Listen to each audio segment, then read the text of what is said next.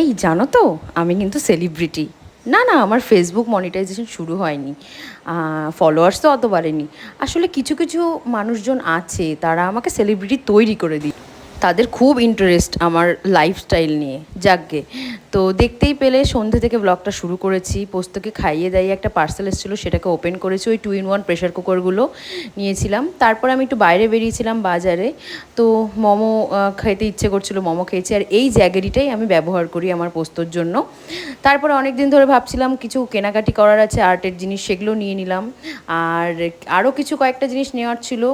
আর ও যে মানে ডাইপারটা ব্যবহার করে, ওটা শেষ হয়ে গেছিলো। তো সেই কারণে প্যাম্পার্সটা বাধ্যতামূলক নিয়ে আমি বাড়ি চলে এসেছিলাম। এটা পরের দিন সকাল, মানে দুপুরের মেনু তোমাদেরকে দেখালাম। আর এই দেখো, পোস্তকে আমি তেল মাখাচ্ছিলাম আর ওর বাবার সাথে খেলছিল। তারপরে তো পোস্তকে খাইয়ে দাইয়ে এই দেখো আভাইয়ের কোলেও ঘুরছে।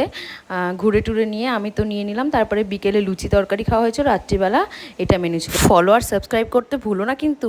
বাই।